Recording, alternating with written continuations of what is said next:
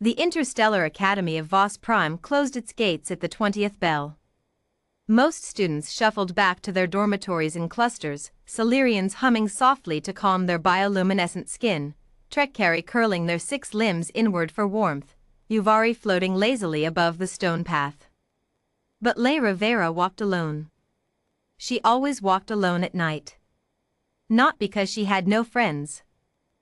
She had plenty on Joe, the lanky Kelthari exchange student who had once screamed in terror when Lyra casually picked up a sharp rock and called it fidgeting me.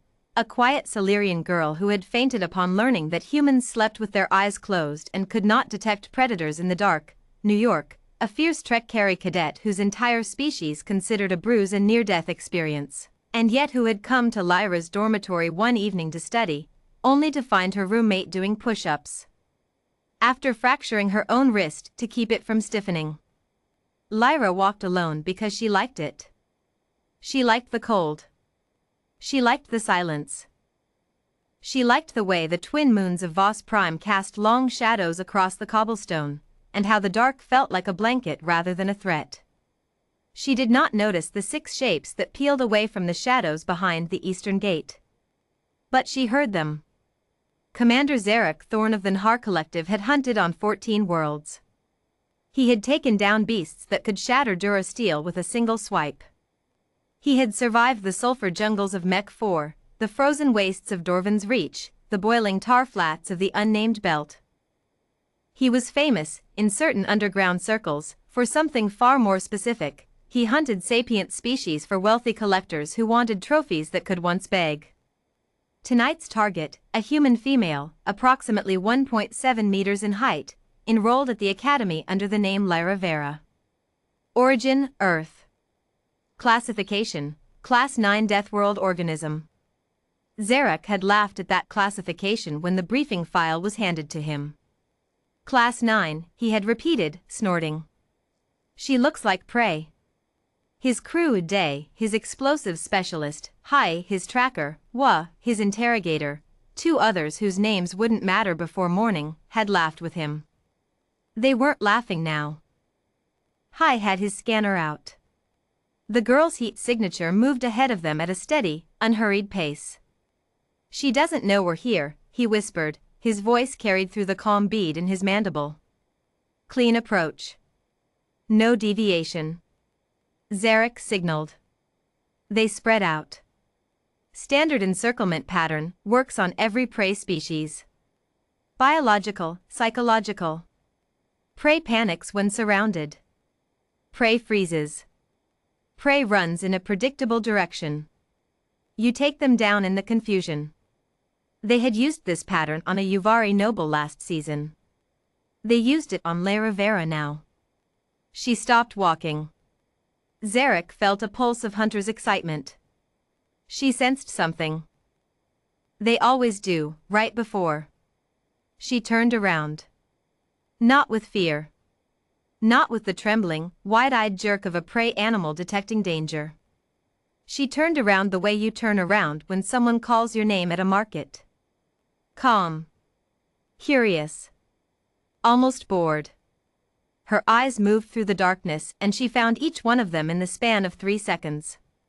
6 hunters, spread 20 meters in every direction, hidden behind trees and architectural columns and the lip of a drainage wall. She found all 6. And she tilted her head. I can hear you breathing, she said pleasantly. Day sent the signal to Zarek. Move now, before she runs. Zarek stepped out of the shadow. Human, he said, his translator clicking the word out in standard galactic. You will come with us.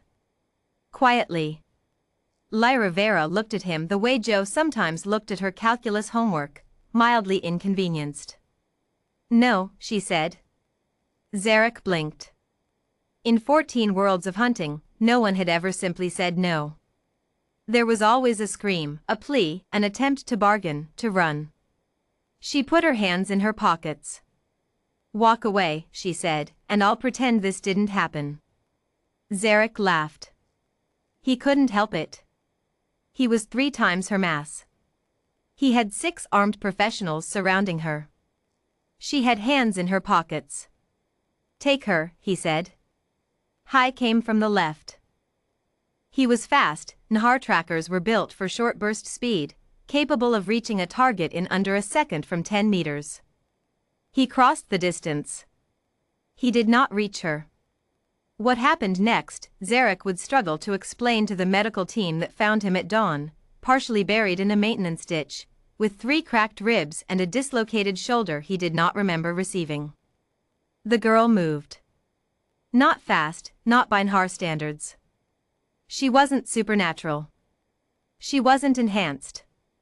She simply moved with the relaxed, practiced efficiency of someone who had been solving the problem of things trying to kill her since before she could walk. Earth had given her that. A planet that had spent 4 billion years optimizing predators had, somewhere along the way, also optimized her. Hai went down first, face into the cobblestone, arm pinned behind him at an angle that made Wa flinch from 20 meters away. Day moved on instinct. He reached for the charge at his belt. Lyra was already there. The charge was gone. She turned it over in her hand once, looked at the activation mechanism with what appeared to be academic interest, and then put it in her pocket. "Interesting design," she said. Wa rushed her from behind. He was the interrogator, melee-rated, combat-trained. He had his stun baton out. The baton ended up in Lyra's hand before Wa fully understood what had happened. She didn't use it.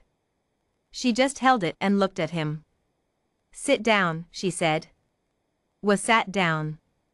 The remaining 2 hunters, the ones whose names wouldn't matter, exchanged a look, turned, and ran. They got 600 meters before Lyra, apparently deciding she wasn't done yet, caught up to them. She was not breathing hard when she returned. Zarek had not moved. He was standing in the center of the road, weapon drawn, watching his crew get systematically dismantled by a teenage girl who looked like she was doing chores. His translator kept cycling, trying to find the correct threat assessment word for what he was watching, and failing. "Anomaly," it kept suggesting. "Anomaly. Anomaly. You," he said, pointing his particle lance at her. "You are one organism. You are small. You are soft. You have no armor, no augmentation, no?"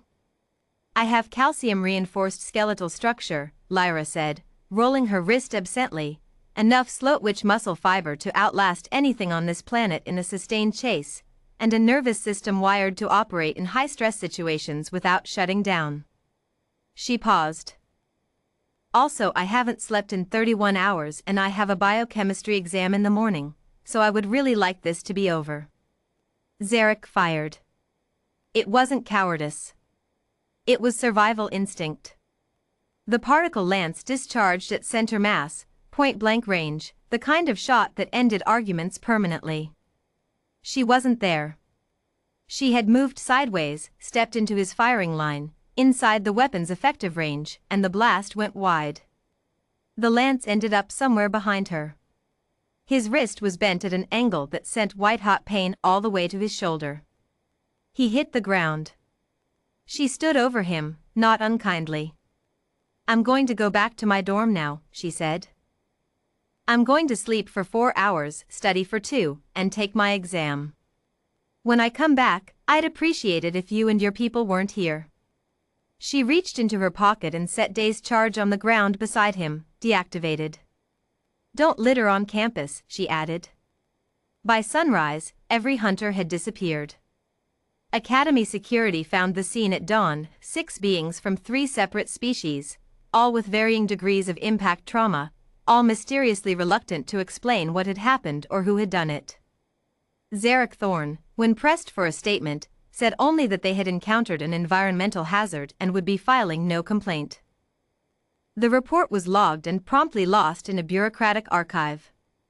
In the cafeteria that morning, Joe slid a tray across the table to Lyra and squinted at a faint bruise forming along her knuckle. "What happened to your hand?" Lyra looked down. Didn't notice." New York, across the table, pressed all 6 limbs together in a gesture of deep spiritual unease. Didn't notice, she repeated. You didn't notice that your body was injured.